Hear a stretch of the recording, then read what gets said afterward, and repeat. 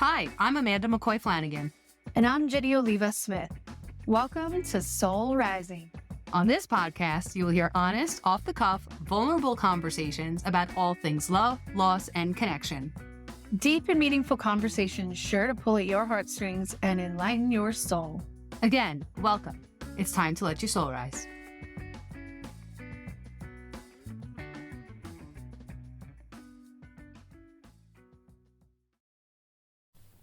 Self-love, a modern-day buzzword, one that feels fleeting almost. What exactly is self-love, and how do we achieve it? And when we achieve it, how do we maintain it?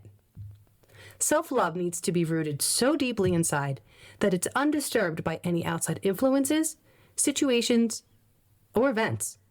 It needs to be rooted so deeply so that we can love others. And the time has come that we must love others. Welcome back, everybody. Welcome back, guys. We are so glad that you joined us again. Yeah, so on this show, on Soul Rising, this show is where we explore all of our emotions bravely and boldly, and we step into those uncomfortable situations in order to bridge connection to ourselves and then to others. And some of these conversations have not been easy. No, they have not. The fact you guys are back here, seriously, you get the gold star, because last week was a tough one. Last week was a heavy one. I want to thank all of you out there that listened, all of you that gave feedback, all of you that were so supportive. There's a lot of people out there that probably heard stories. I know for myself anyway, maybe they hadn't heard that story or didn't know it, and it was difficult for them to hear it, but also healing. So I just want to thank you guys, because it was an intense one, but that's what life is, right? I mean, we're going to have those times where we're really diving deep into these conversations that are not easy, but they're the ones that are tucked away in the basement that we need to talk about so we can figure out how to get back to connecting to each other. Yeah, totally. That's why we're here. That's why we're doing these shows. And we're so glad that you're willing and that you are brave and that you've come back. Yes. Right? Because if you listen to one of them and it stirs something ugly inside and you're like, oh, I don't like how I felt, so I'm not gonna listen to that one. I'm gonna listen to something a little bit more pleasant. Right. So you guys are awesome. Like Ginny said, we commend you for stepping into these uncomfortable emotions. Absolutely. Because it's time. Surely none of us has the ability to solve all the problems outside of each of us. We know that. It keeps compiling. If you look at or listen to, anything that we're being fed, it's like everything, it's already ended. The world's ended 6 times. I don't know if you guys know, but we're in Armageddon again. Yeah. We're in Armageddon. So the thing is, it's like there's so much, and when we stop and try to be like, we got to solve all these problems, and we can only solve what's within, right? In the skin we live in. And we feel like if each of us can be working on that, at least, if we're all doing that simultaneously, maybe we'll just be Arma and not Armageddon. Yeah, totally. And the reason why we want to talk about self-love today is because self-love is that bridge. It is the bridge, obviously, to yourself, to your soul, to your spirit. And when connected with that self so deeply and loving yourself, knowing your goodness, knowing your glory, knowing who you are, feeling empowered, feeling your light, you're going to be able to see that in other people. That's right. You cannot see anything in anybody else that you do not already possess, for good or for bad. That's true.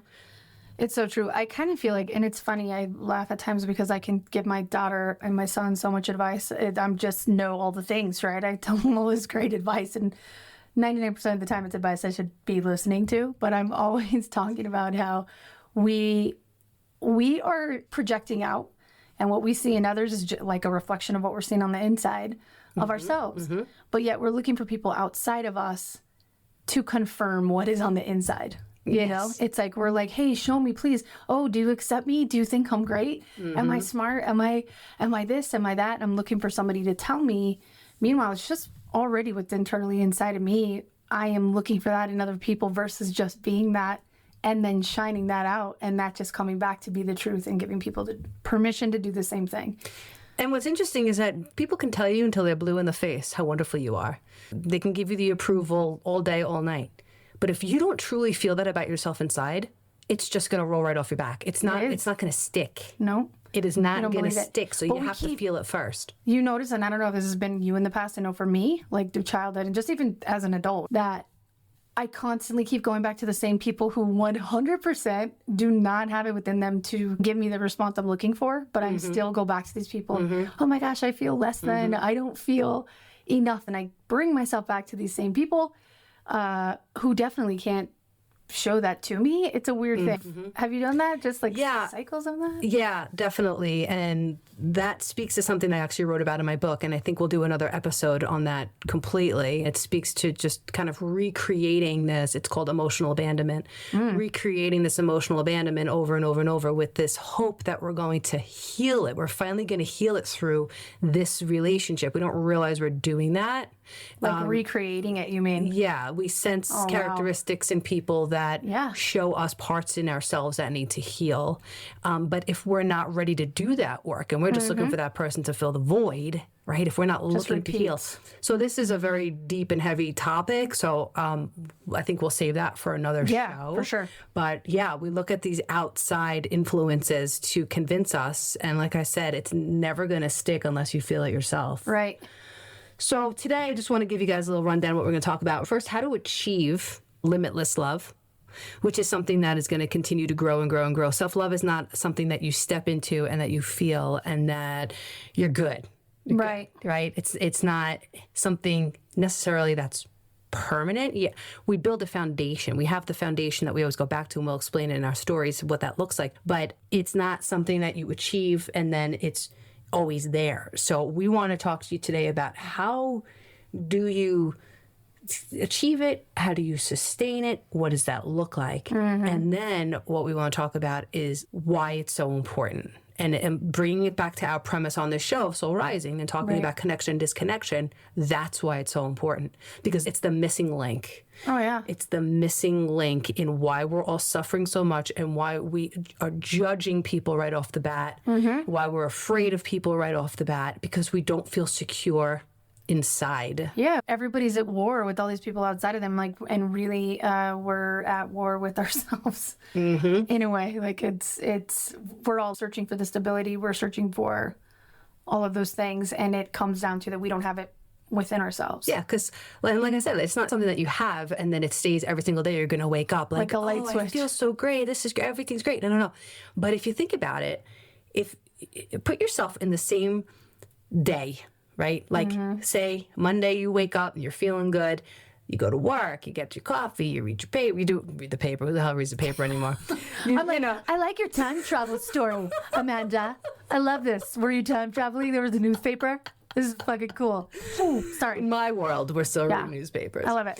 So my brother actually, golly, how many times are we going to talk about you? We got to get you on this show. Do you want to be like an exec producer or something?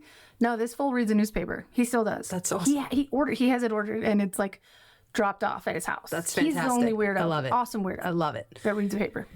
So picture yourself having the same day, the same exact events are happening. You have a phone call with your best friend, or you book a trip here, or you step in a puddle and you get your shoes full of water. Good things, bad things, right, are happening in this day, and it's the same exact day on Monday, and it's the same exact day on Tuesday. But on Monday you wake up and you're feeling this sense of fulfillment, of wholeness, of a sense of self, of an empowerment, of I'm good, right? But Tuesday you wake up in a shitty mood. And you wake up and you're full of self-doubt and you're full of fear and you're questioning everything and you're questioning yourself. You don't like how your jeans fit. Your hair doesn't look right. You're just a mess. The only difference is your perception. Right. Monday was good. You're processing all the information totally differently on Tuesday because you woke up in a really bad mood. Yeah. So because Monday I was good, it was a good day, but it was the same exact day on Tuesday, but it's shitty. It's all in my head. It's like a filter. It's like a filter. Yes. We're seeing it through a different filter, how our internal self is. So our point, I guess, of this show is to show you guys how we step into those really great feelings. And when they leave, because they always leave. They do. Well, yeah. Always leave. How do we get it back? And how do we get back to that quickly? Right. How do you recover? Yeah, that's a great question. We were talking about that earlier. Because I think in my mind I always see pictures of other things. Like that's how I relate. I associate certain things And thinking about a surfer, they catch a good wave, they ride that wave. It's an amazing ride, but they don't ride it forever. Metaphor Ginny. Metaphor Ginny is coming out to play. That's me, you guys. Just get yourselves ready. Yeah. But yeah, the riding the wave. Yes. That's not going to be the same wave every time. And sometimes it's just going to toss your ass onto the beach, and it's not going to be great either. You got to swim back out. Yeah, and the wave's going to, crest. It's going to be great. It's going to be glorious. It's going to be beautiful. You're going to ride that thing. It's going to be smooth, and then it's going to just pan out. Yes. And then there's going to be nothing, and you're going to be laying, right on the sand. You got to get back up, and you got to get back out there, right? That's life. I feel like a lot of the concepts that are running around the personal development world, I think, are very difficult to achieve. I think we're like setting unrealistic, this bar. Yes, unrealistic. And yes, that's the word, unrealistic. It's setting this bar super high. And and we have to account for, especially being women. I think I'm like perimenopausal. I don't even know. I got some crazy hormones going on. This is a week. This last week was terrible, guys. The shootings have really got me in this crazy place. And my book's coming out in 4 weeks. I got a lot of emotions. I got a lot of stuff coming up. It's a lot. So I lost it. I lost that sense of self, and with that sense of self goes the self-love, right? My sense of self encompasses a lot of different things, but the self-love is part of it. I have to tell you, and I'm sorry to interrupt, No. Which is amazing, and I'm super grateful, like, even that you share that, because you come off, and I think even people who hear you that aren't even around you, I get to see you, I get to be around you, but you carry a very stable, confident way about you all the time. In your speaking and who you are and how you present yourself. So to know that someone like you who just seems just like you've got your stuff together all the time can also, you know what I'm saying though? Like you're somebody too, like I think you have a good guard for me to know. And even just other people out there know that even somebody like you who, to me, you have it together all the time, that even you can have weeks and days of not feeling that. Thank you for saying that. I mean, like I've done a lot of work on myself over the past decade and a half that I've been in sobriety. So most of my days are fairly good. I have a pretty good lens that I see the world out of, and I know how to put things in perspective very quickly. So when stuff comes up for me, I know how to reframe it in a way and change that self-talk or change the story. I just finished up another 5 years. I was in therapy and out, but I just did a solid 5 years in therapy since my brother died. And shit hit the fan with my marriage and, stuff was going on. And what she taught me was to tell myself a new story. One of the greatest things she said was, okay, so you got this story going on. Ask yourself, say this question, but what if that's not true? What if the story I'm telling myself is not true? Right? So then I have to go back and I have to get very honest and say, where is this coming from? And then I can create a new story based in reality. And that changes my whole shift. So I think I'm pretty good at doing that. But I definitely still have times where I'm just... feel like your compass is broken. Yeah, I'm just depressed or I just don't know what end is up. I'm lost and I'm trying to meditate and I can't ground. That's how this week was. I tried. I'm sitting in my meditation cave. Yeah. The fort people. The fort was very difficult to make today. It was, but it's up. It's up. The Pliffer. And we're good with the Pliffer. Yep. If you guys don't know what we're talking about, go back to episode 2. Oh yeah, you have to listen. Yeah. And if you haven't listened to the first and the second one, we highly recommend you go back and do that, because a lot of the stuff that we're talking about it builds off of other episodes, right? So it'll make sense for you. But anyway, when I lose that, how do I get it back? So for me, to cut to the chase here, how I achieve self-love is less me and more spirit. And I was thinking about this podcast this morning and what I was going to say and everything. And that is what came to me, was less me, more spirit. Left to my own devices, I very often succumb to self-doubt and fear, and I get that negative self-talk going. But when I allow, which allow is one of my all-time favorite words. It's the title of the last chapter of my book. Is it really? Yes, allow. I love that word because it just opens me up for spirit to come in and to move within me, right? What we talk about recovery, the main purpose of those 12 steps is to allow spirit to move in and through me so that I can be of maximum service. Right, and to do what I could not do in my own ego and my own for self. myself. Yeah, stuck in ego.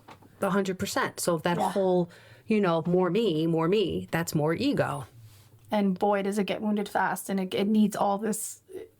It's a synthetic. It's not real. No. And it constantly needs to be filled. And it never ends up being satisfied. Like it's. Yeah. And I have to keep creating these stories to satisfy it. And it's just so exhausting and it's so much work. But when I can allow spirit to move within me, I can feel the love that it has for me. I can feel spirit living within me. I had a therapist tell me a long time, she used the phrase big G and little g. And, they talk about this. Again, this is not a religious podcast, but they talk about this in scripture in the Bible, how we are the hands and feet. We're made in God's image, God's likeness, all that kind of stuff. And when I allow myself to feel that coursing through me, it puts my self-will and that ego right in the back seat. It takes a back seat. There's just no room for it. No, especially because when we do a lot of that very dense, concentrated, kind of unexplainable form of love, no matter what your religion is, no matter what your practice is, even somebody who doesn't believe in God or who's atheist, who can walk outside and just be in awe of the stars in the sky, or knowing that we're looking at stars that died several years ago, whatever your thing is, where that thing that's bigger than us. It ends up coming to this just concentrated form of love. That's the closest thing we can tie it to when you're letting spirit, when you're allowing that in, or the awe even, just to, again, I know people who are atheists, I know people who are agnostic, who can still be moved by the enormity of, again, a night sky. But you detach from that ego place. Yeah, and you can't deny it. When you tap into that source, you cannot deny that there is something greater going on out there. And whenever I tap into it, it feels very magnanimous. Yes. That's not even how you pronounce it. I looked it up the other day. It's magnanimous or something. There's no N at the end. And we got the true definition also. Thanks, Yanni. Yes. Again. Thank you for that. Yes. So the definition of magnanimous is this it's very generous spirit. It's benevolent. It's very kind. It's very forgiving. It's just this beautiful spirit. And that is what, to me, the universe feels like. It's this all-encompassing, abundant love, this benevolence that I can't sometimes just conjure up on my own. I have to search for something else outside of me and then allow it to come in and to move me. And then it's not so much work to put the self-doubt and the fear, because all of that feels very obsolete. Right? Like when I'm feeling this big force, all that stuff feels very irrational. Yes. It's not even on the dashboard. You're not even really thinking about it once you allow all the rest of that in. Because the feeling that you get from the stability is so much more weighted than the insecurities and everything else that comes about. It's just too big to deny. And when you come to believe that this thing lives inside of you, that it's not this force outside of you, once you invite it into your heart and into your soul, it takes root and it becomes a foundation. It becomes a reality for you, and it becomes part of your identity, and it becomes who you are. So much so that when those other feelings of self-doubt and the ego creep in, by practicing being in tune with that other spirit and source, when those other things come in, they go out rather quickly. Right.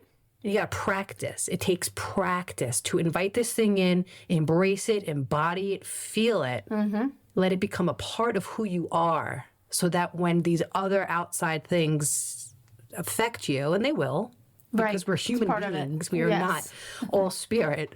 We're human. We have these things in our brains that are there for a reason. I mean, they make life challenging, and that's the point. But when you start to be more with the spirit and the source, the self-will and the ego self starts to dissipate very quickly. You don't need as much. You don't need the validation as much, because when you're in that place, you're already filled up. You're not empty.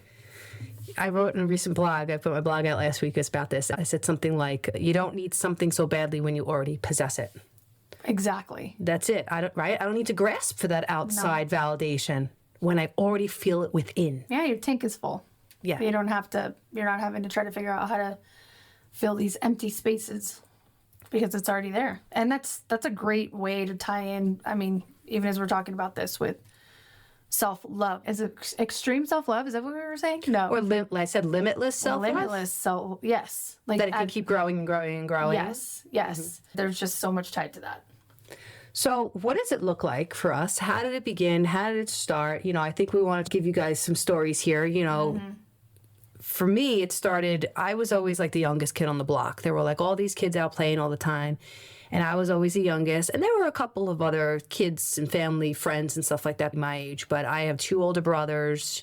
I was the youngest of 9 grandchildren. Me and my brother, by a considerable amount of years, were the youngest. And I always felt like I was trying to catch up. I always felt like I was running in their fumes, Like I always felt like I could never measure up or that I was less than, I watched my younger daughter feel that way even with my older daughter, who can do more just because my older daughter's older. She's older. Yeah. But I had that sort of experience like over and over and over, and it made me feel different. It made me feel like an outsider. It made me feel like I just wasn't good enough because I couldn't do these things or I couldn't go these places. So what that caused me to do is find a place either above you or below you. I didn't know how to be with you or with anybody because I didn't feel like I fit in. Right. Does that make sense? It does make sense. So being in this space of always trying to be like, okay, yeah, guys, like I could do that too. That just is where it all started, I think, for me. I'm the youngest too, by the way, so I can relate to a lot of that. Yeah, by a lot. My brother is 5 years older. My sister's 8 years older. I was the, oh, look, we're having a baby. Oh, years later. So yes, they both were a lot older than me, and a lot of my cousins, same thing. I almost fell even in a weird island of so many of my cousins, majority, 80% were much, much older. And then I had quite a few that came that were much, much younger. So I was in this kind of little island space. Well, that's an interesting dynamic. Yeah. But I had a whole lot of that too, of trying to figure out, like, I just did not quite fit. Yeah, just did not quite fit. Yeah.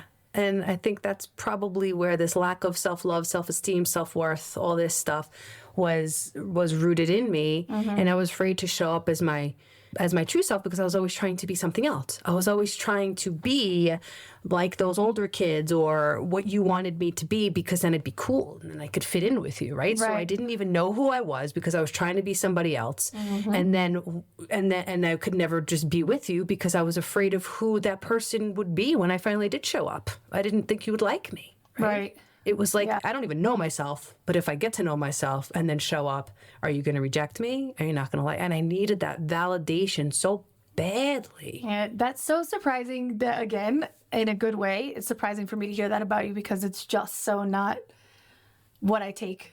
Yeah, like I mean, like people that know me now, I remember I had told somebody, I don't know, a while ago that I used to smoke. I smoked cigarettes for 10 years. Yes.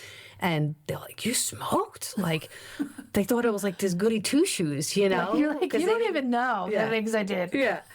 So, and it's interesting, we talk about that in recovery too. Like, we can't imagine each other drunk. Like, my husband's sober, I'm sober, like we've never seen each other drunk. Yeah. And like, I'm sitting here, with you. Yes. It's like to picture you, like, crazy I can't even imagine. Crazy insecure. And this kid and I was filled with tons of anxiety I look back at that now and it's like, I had tons of anxiety out the gate. Out the gate. Yeah, me too. Constantly needing all this. I don't know if you grew up a sensitive kid, but I was crazy sensitive.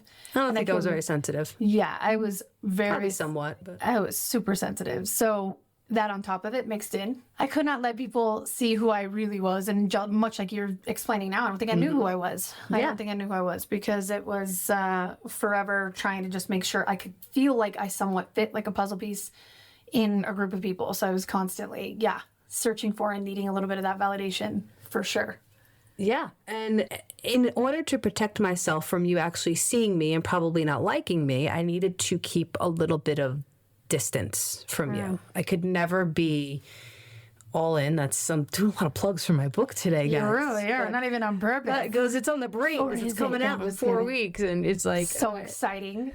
everyone needs to go out and get it. What is the release? Do we have a release date? No, probably like the last week of April. It's Okay. called Trust Yourself to Be All In, Save to Love and Let Go. But if you follow me on social media at Amanda McCoy Flanagan on Instagram, you'll get the information. But anyway, this is not about that. So it wasn't really noticeable. Like when I talked to people that I was friends with, or still friends with, but that like I knew in high school or whatever, a lot of them would be like, yeah, that didn't even seem like you. Like you seemed very confident. You seemed very good, you know, stuff like that. But when I've grown over the years into my spirituality and into my true self, I realized I was extremely disconnected from Amanda all those years. And that I did keep that distance because I was living in fear that you would not like me if you found out who I truly was, which for some reason I thought was bad. Probably like I talked about last time from the sexual traumas and the shame and all that. When I was in therapy, one of the first times back in 2009, I was engaged and I wanted to address, I knew there was stuff. I didn't know what, but I knew there was stuff that I didn't want to carry certain things into my marriage. And my therapist at the time, her name was Colleen, she pointed out to me that I have emotional intimacy issues, that I'm afraid to be emotionally intimate with people. Did you know that at the time? No. Or you kind of like, what are you talking about, Colleen? And it made a lot of sense because we were talking about how I was looking to make like close friends and I wanted like this group of women and I was having a hard time. And what she said to me was, why do you keep chasing emotionally unavailable people? You're chasing this one, you're chasing that one, and she's not responding to you. But you keep going after these people who are not able to give you what you need. But yet we repeat searching after the same people to give us something they will never be able to give us, but we keep for the chase almost. Exactly. Weird way. Yeah, and that speaks to what we were talking about before. And then I came to realize that at that time, I wasn't very comfortable being in people's homes. Like I'd prefer to meet you at a coffee shop. Really? Or have some kind of buffer, you know, like a third person. Were you the same way about having people in your home, or was it specifically you being in other people's homes? I'm just curious. Like, was it? I think it was both. Okay. I think it was both. This guard. Like, I mean, of course, I had some very close friends that I let in, but like, for the most part, especially if you were new, I wanted to make sure I knew my role. Like, I knew my place. I wanted to know where I stood with you. I needed to have that confirmation that this is how I'm going to act and this is how you're going to act and this is how it's going to go. It was like this massive control thing to control uncomfortable situations or outcomes or, you know, being vulnerable. Really, I wasn't able to be vulnerable. Almost like a chess game. You're like ahead of it. You're like, okay, I need to know how you're going to react when I do this. I need to know how I'm going to feel when you say, what's the personality type? Is there things that maybe rub me the wrong way, like about you, or cause me to feel some kind of way? So being in a coffee shop or taking kids to the park or, you know, and I did this into recovery. Like I said, this wasn't like just something I did when I was an active alcoholic. This is something that I brought into recovery that wasn't brought into my attention until I was sober a few years. I think I was about 3 years sober at this time. Wow. And I saw what she was saying, but I really wasn't able to completely dive into that until later on. Years later, it took about almost a decade for me to really hit that issue head on when it started blowing up in my marriage. But it's just this constant need to feel safe in situations that I was not comfortable just being me because I had no self-love. Wasn't there? I had no self-worth. I had no idea who I was. It's interesting because I think back into my 20s and back into my 30s, I finally, for the first time, you know, and I'm into my 40s, right? So it's like I finally feel that I know who I am. And some of that is probably recovery, a huge amount, I'm sure.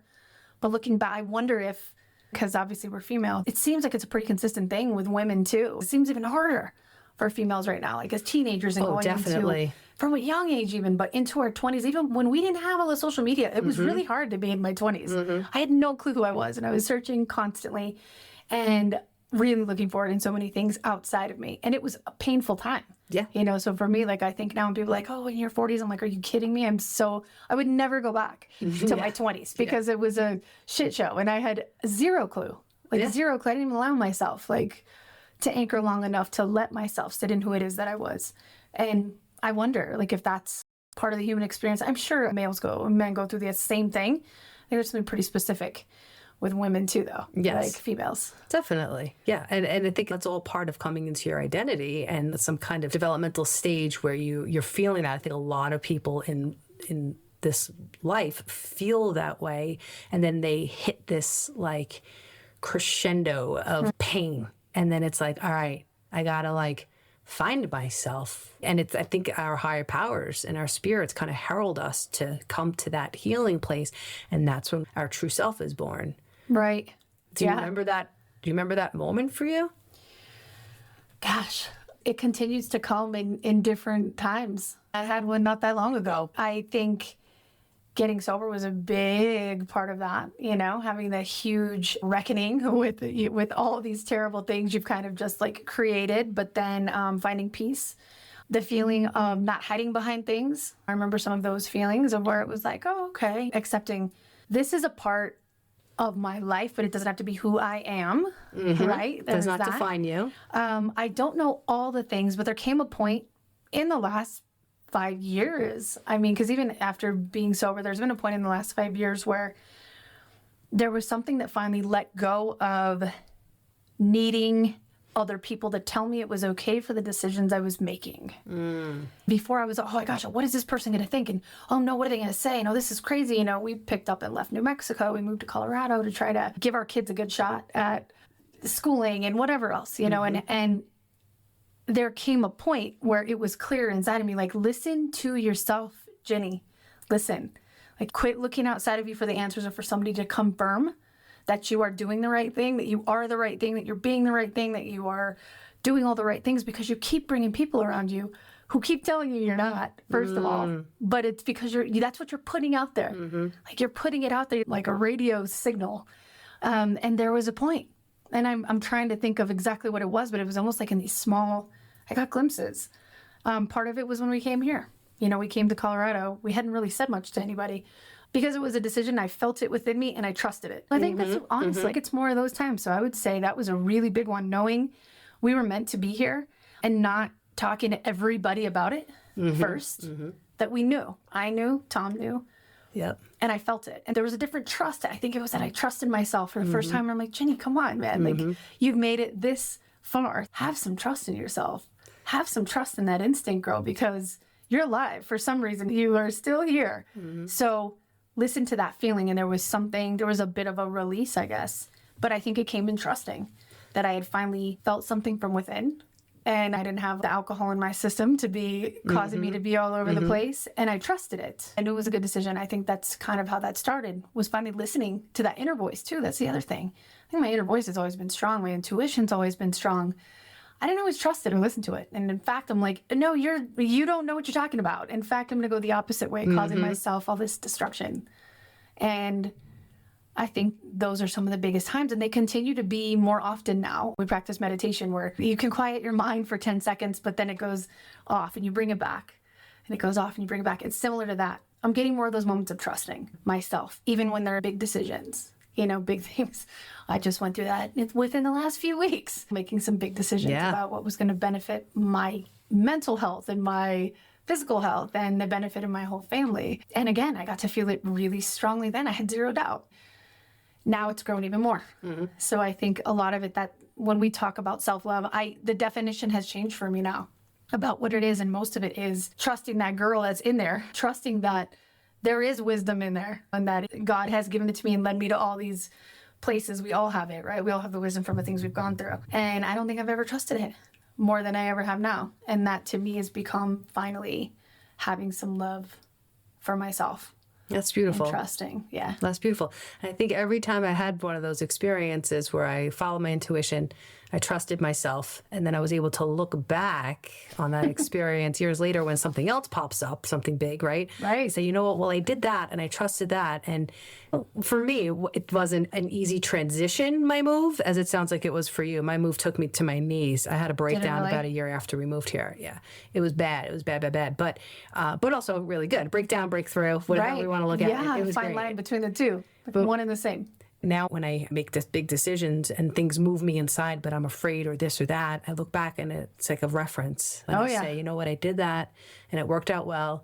And I changed and I grew, even though it was painful. I went through it, and I like myself a little bit more each time I do those things, and I come closer to myself, and then eventually I learn to love myself. I meet myself in those moments, in those big life upheavals. Like, so we moved to Colorado in 2015 after Hurricane Sandy. That was kind of like the catalyst for us. We lived on a beach town. We lived on a shore town, and there was like 4 feet of water clear across the island. Like, people lost houses. We lost a car. Like, it was just a crazy, traumatic natural disaster. Like, you hear about it or you see it on TV, and it's like, but when it happens to you, it rocks you. So that, coupled with, you know, my husband's a 9/11 first responder, and there's trauma tied to that. And I'm like, you know what, maybe it's time to go, right? Maybe we can give our kids a beautiful lifestyle out in Colorado. So how funny.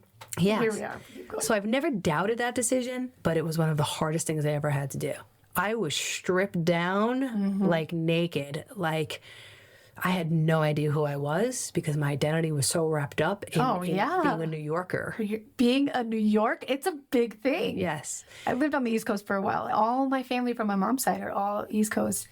There is something, I've mentioned it before in some of our previous episodes, but there's something very innate in all of you that have grown up on the East Coast. There's and I love that. And I wouldn't change it. I like that. I like that part. It's an amazing thing. But it wasn't really my true core. Like, I didn't know who I was without that, right? You strip all that stuff away.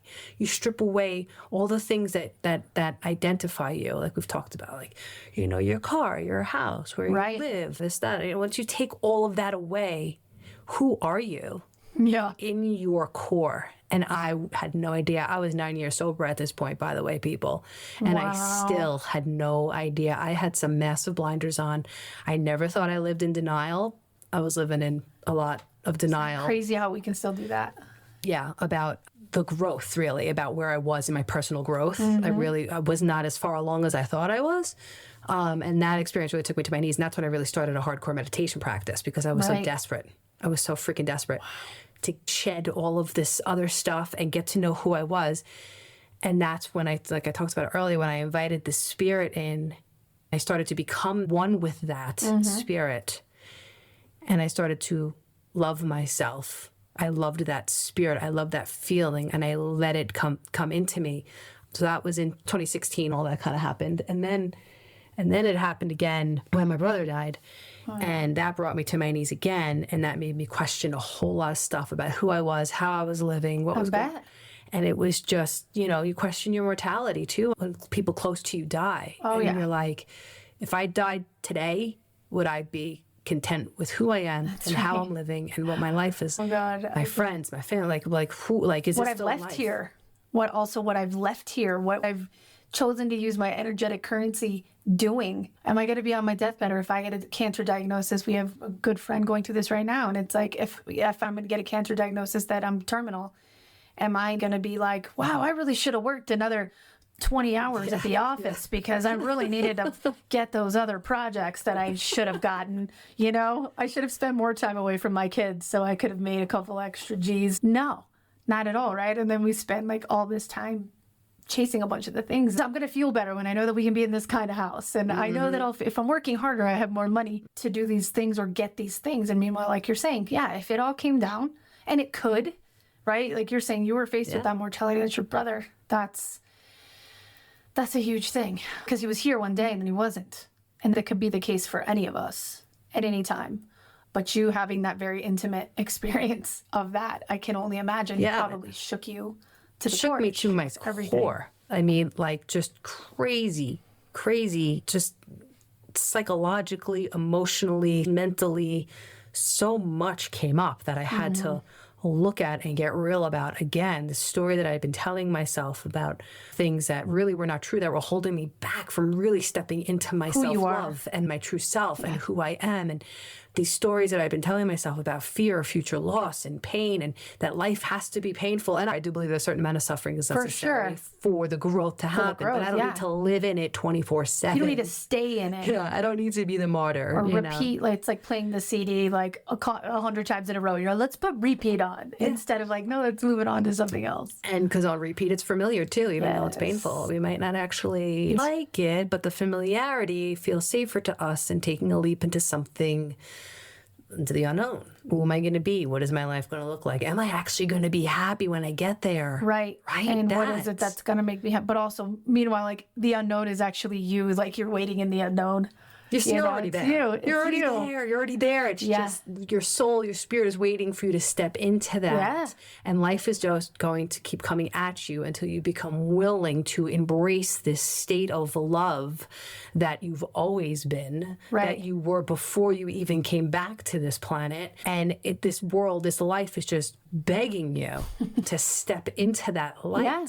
And I believe that's why things are so painful out there right now, is because we're ignoring that. Oh, we're ignoring it so heavily. The idea that no one before you ever in the history of this entire planet or ever again will bring the spark that you bring here. And God, the universe, the world, everything is just waiting for you to be like, come on, man, bring the thing, bring the thing that you're the only one who can bring it. Yep. And meanwhile, a lot of the time we're just like, but I need to be more like this thing or that or this person, or I need to chase this career path, or I need to be better at this. And meanwhile, it's like, no, I just need you to accept that you're so incredible. There'll never be another one like you, ever. And what's so cool is that once you step into the space that Ginny's talking about, that's when life actually starts to happen. That's when the good things start to happen. At crazy You're not pace. going to get these good things until you do that, right? Yeah. Like that's what's going on. You need to feel that sense of self-love, that sense of importance with a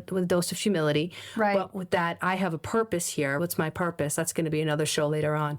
But you got to feel that first. That's what manifestation is. You got to get to that place first, and then you start attracting these really good things in people and jobs and homes, whatever it is, because you're aligned with the spirit.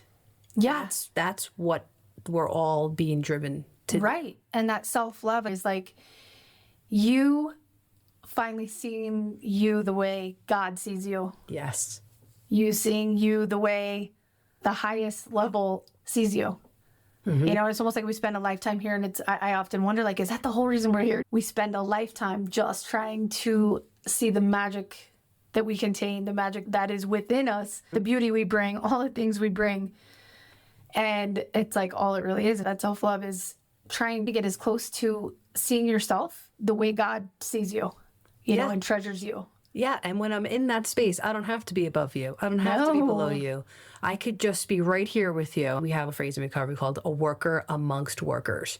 I could just be with you and I'm good. I'm not sitting around worried what you think, because I'm not doubting myself. So if I'm not doubting myself, I'm not going to think that you're doubting me. Right. That's the whole spiritual axiom that goes on. And it's a crazy rabbit hole. I don't know. For me, I look back at how neurotic I could get with really, she might, you know what? She acted so weird. Gosh, her tone was really weird. She must have really not, liked when we hung out, or maybe even at work. Maybe I didn't do that very well. This person, I could see their tone of voice, like just this crazy, neurotic. Like replaying it. I can't even tell you how many times I've left situations over the course of my life that I have replayed that conversation. I've replayed that scenario. What did they think? What if I did this? It's exhausting. It's ridiculous. And the reality is they're probably not thinking about that. They're not scrutinizing everything you said. They're thinking about what they said. They're thinking about how they acted in that conversation with you. Yeah. So it's all just a bunch of chaos for no reason. And it really does take a ton of energy. I can think of so many friendships, and I obviously have a core of really good lifer friends, and they all know who they are, and I'm so grateful. But man, I had a lot of relationships, a lot of friendships specifically, that I would attract to myself, where I would be in this position of, gosh, I just really want them to accept me, and for me to be an important friend to them. I brought myself to these groups of people where I was kind of always the shit show in the group, where it was almost like I didn't mind being the butt of the joke. I didn't mind being the one who was always crazy. I always had chaos going on, always. People did always feel better about their lives when I was around, because it's like, well, at least we're not where she's at, And I always was chasing this. Maybe this time they'll think, or they'll pull me in closer to that friend circle, or I'll be as important to them as they are to me. At points, I remember crying, even in my 20s, being like, I look up to them so much, and I just want to be friends with them, or I want to be able to play music like them, or whatever the thing might be. And they never really did. Well, of course not. I'm looking back, I'm like, because you were freaking needy. That's why. You were like a needy God. You were well, why are you mad at me? What happened? Did you not like the way I sang that song? Or what? Like, I needed all this validation. And I look back now and I'm like, it wasn't them. You didn't need to be upset with them, Ginny. You didn't need to be hurt that they weren't pulling you in. You didn't value yourself. Yeah. And this is what you were putting out to them. That's all you were getting back. Like, You was weren't that? you weren't putting out the feeling, and you weren't taking the action to be welcomed into that circle. And I wonder if you were welcomed, if you even would have been able to embrace Recognize it. You probably would have sabotaged it somehow. And I speak this because I am looking in the mirror. I'm looking across the table at Ginny right now, like looking at myself, because I did the same exact shit. Did you really? Yes. You did? Okay. Oh my God. A Yes. little better. It's crazy because I made myself sick. There would be times I would just be devastated and like ridiculously. So of course I couldn't tell anybody. Like I'd be like crying in my apartment. I told them. You know, I did a couple times. I was very like, oh my God, you're really hurt. You're right. I've done it a couple times. And looking back at that, I'm like, oh man, poor little Ginny. It wasn't, and always looking for this resolution. They're like, why am I not enough? Why is it they don't think I'm enough? And it's like, no, girl, you don't think you're enough. Yeah.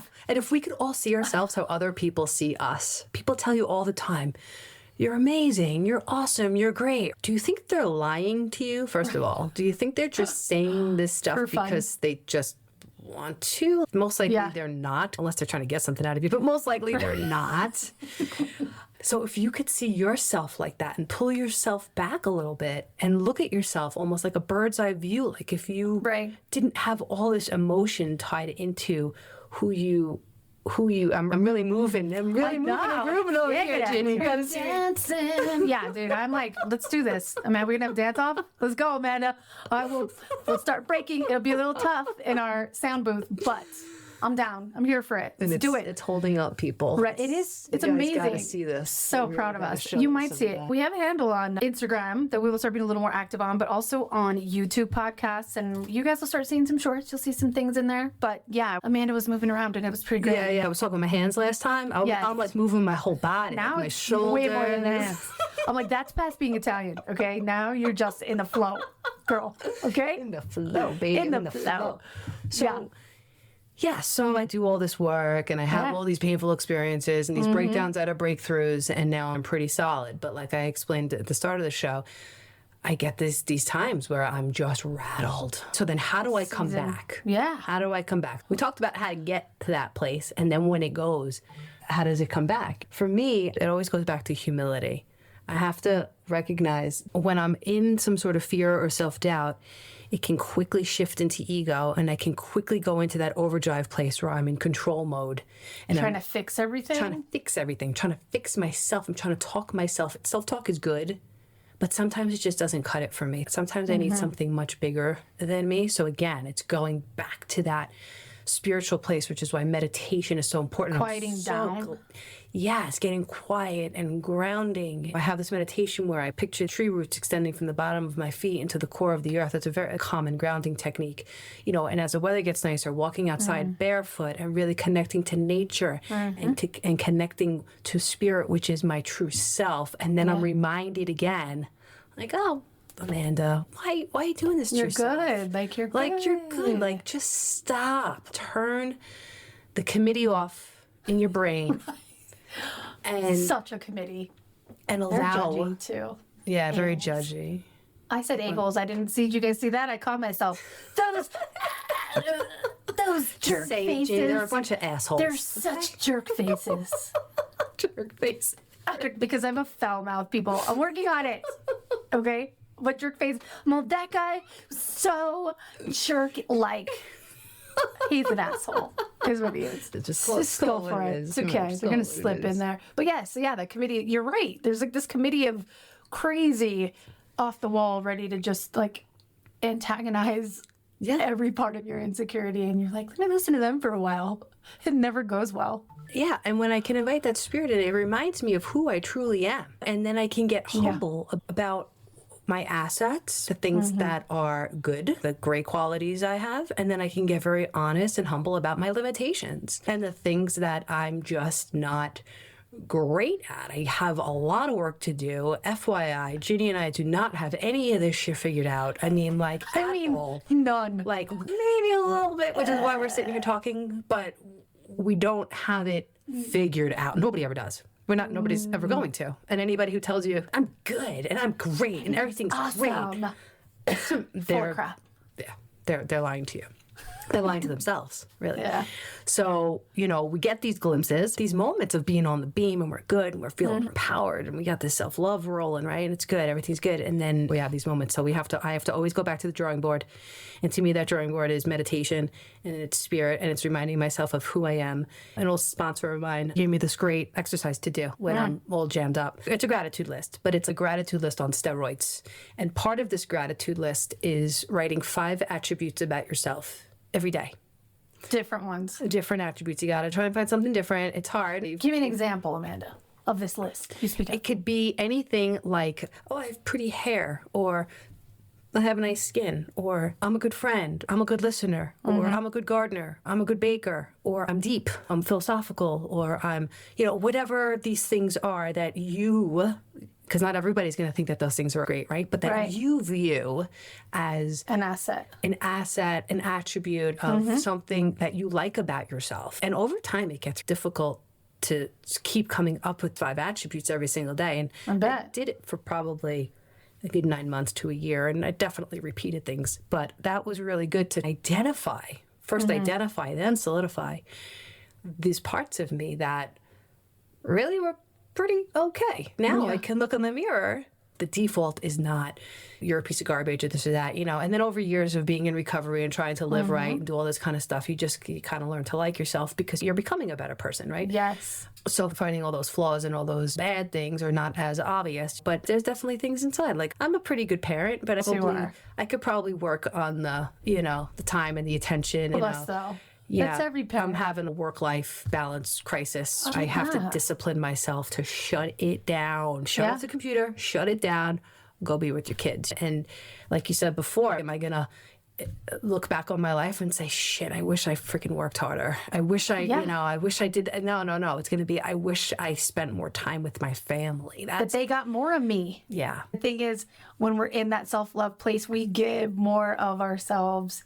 And at the end of the day, it is all we're leaving here. It is all we leave people with. We don't leave them with the house. I mean, I guess your kids can get the house, whatever. They can sell it. I guess they can go on vacation. But anyway, what people remember, the things we leave ourselves, and we don't leave that unless we let ourselves be ourselves. We have to let ourselves get to know who that person is first and to love that person. I love what you said. Like, when we're feeling more self-love, we want to give more of ourselves to others because I feel that I'm worthy of giving myself to you. Yes. And when I'm in this other space of not liking myself and I'm fearful, I'm consumed with self, all of that, that ego is all about me. But when I'm in this other space, then I can give of myself more. I can connect more.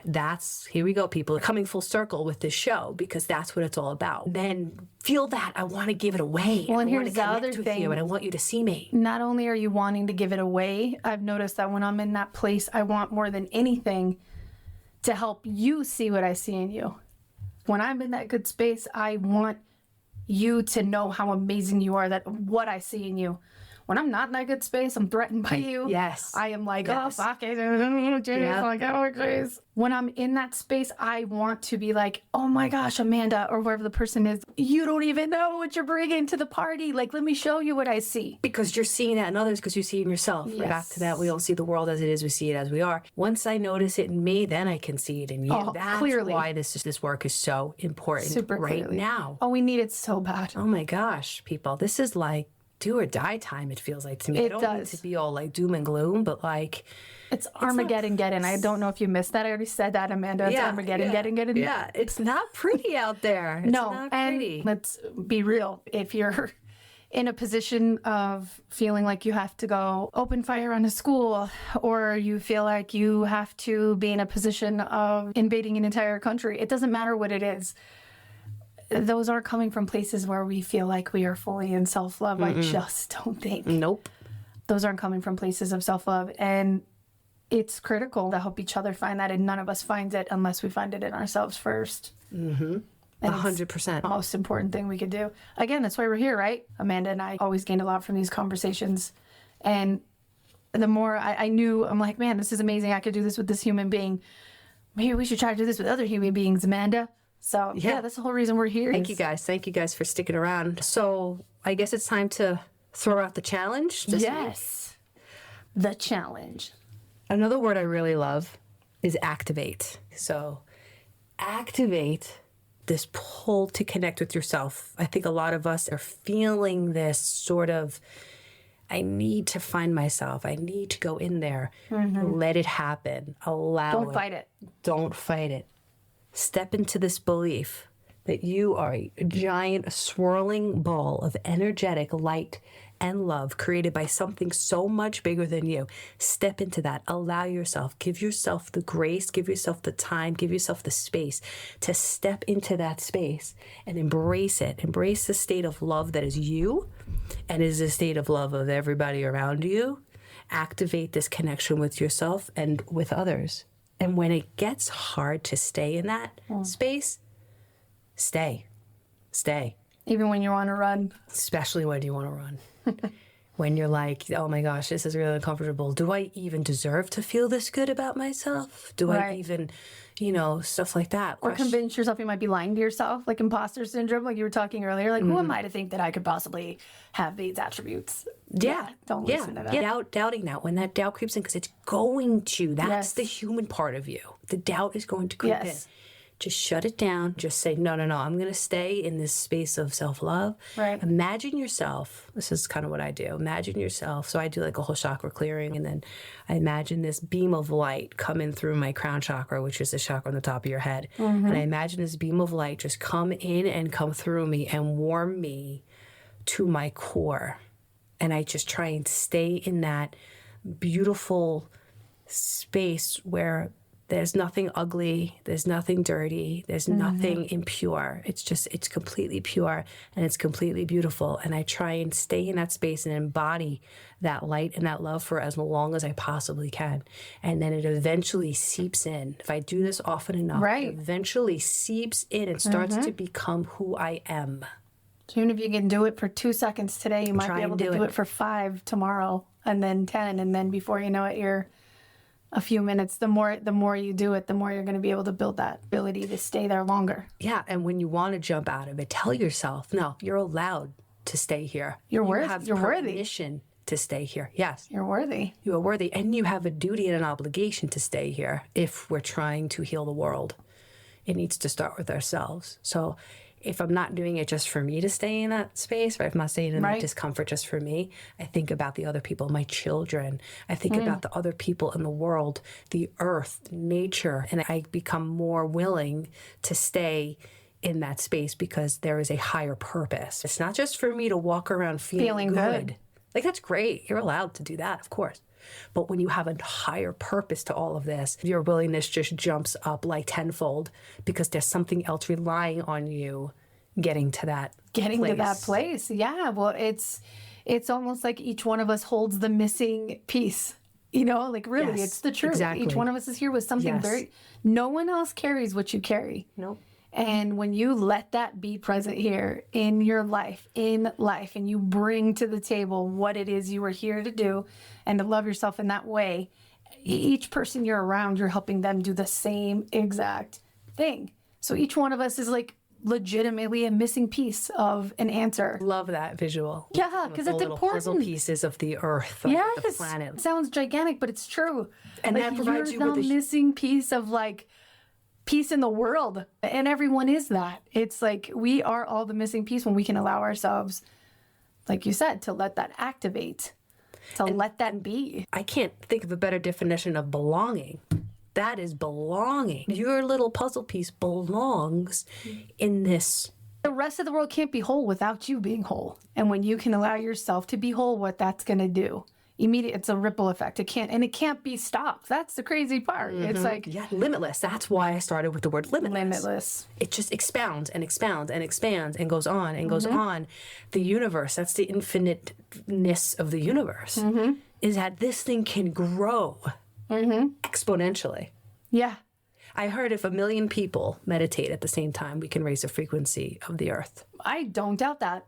That's how powerful we are. And people, when I hear people have some of those like even scientific discussions, I know people who it's kind of, they're like, it's a little wishy-washy for me. I need my feet on the ground. Like I need some science. I need some math. Like give me those answers. But even the idea that that the magnetic field that we put off, the energy we put off can be measured. And it can be. They're working on Right now, someone could see the heat coming off your body. Someone can see the frequency. Like, we get to even be measured now. And we're almost just this one piece of that heartbeat. If we could each know that we hold the answer, like, that's a huge thing. Meanwhile, you're thinking, like, oh, I can't even get my laundry done. Like, are you kidding me? I'm a freaking wreck. No, actually, you hold the piece inside of you. Hold the answer. You do. You give hold yourself the permission. You are the one that's holding yourself back. You're the one that's creating the 15 loads of laundry. You're the one that's telling yourself you're too busy. You're the one that's saying, I don't have enough time.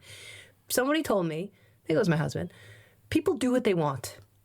Okay? You want to do something bad enough, you're going to do it, right? Put the phones away, shut the TV off, get quiet, ground yourself, let those tree roots come from the bottom of your feet, join with that source that is out there, bring that into you, make it internal, and then connect with others.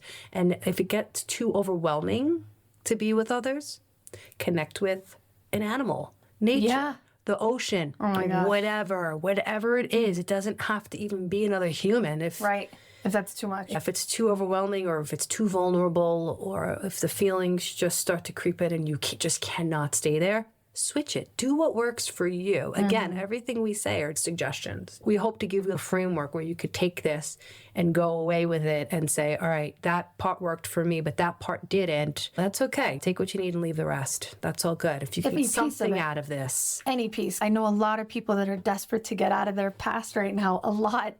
And I know a lot of people who are. I know a lot of people who are making decisions and taking big actions to say, that old story is not true. I don't need to keep redoing it. I'm watching it around me, and family members who've made big decisions to change their lives, and friends and people. Myself, I'm in kind of a big transition as well. And you don't have to stay stuck in that place. No. There is this building, this energy that's behind us, that we have the ability now more than ever to be able to say, no, you know what, I'm going to step in. I'm going to step away from the old story. I don't need to believe the old story. And I'm going to start the new one now. And you can start that new one with or without the support of others. A lot of people, I think, stay stuck in things because we're afraid to make changes, because other people might not like those changes or might not approve of those changes. Right. But when you get to that place of this immense self-love inside, those other opinions aren't going to matter as much, because you're good. You're good with or without those people's support. You might lose some relationships, and that definitely is painful. But some of them were meant to fall away anyway. They're not good for you anymore. We're in a time where this big shift that's going on, we are attracting, I'm not crazy about the word tribe, but we're attracting the people into our lives that are meant to help us on this journey and to help us galvanize this energy within each other.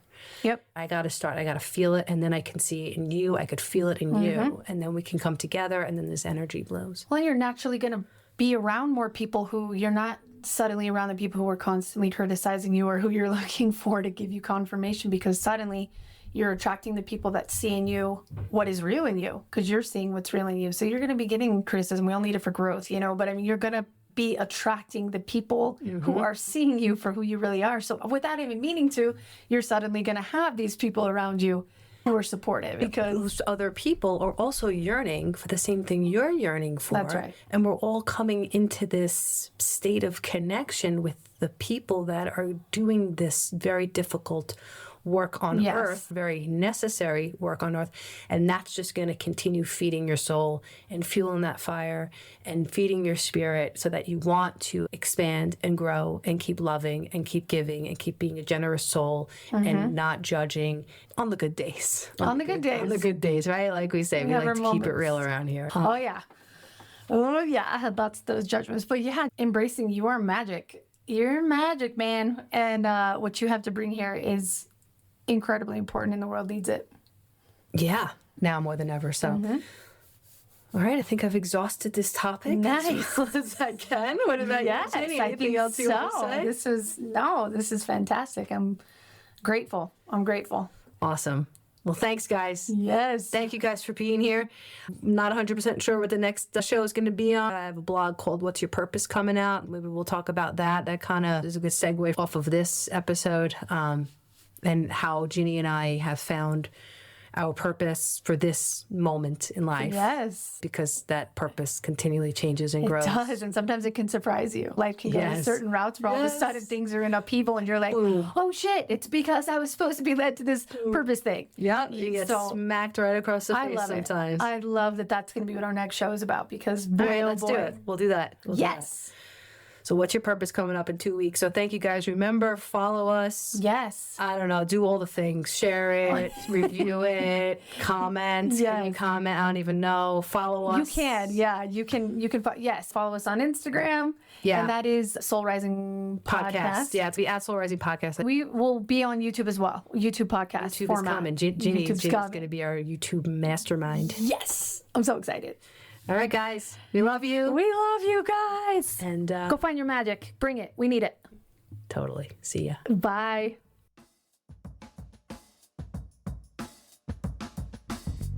If this podcast resonates with you and you want to dive deeper, check out my blog, Get Real, all in on love, loss, and connection at AmandaMcCoyFlanagan.com. That's McCoy with a K. You can also follow me on Instagram at Amanda McCoy Flanagan. See you next time. Until then, let that soul rise.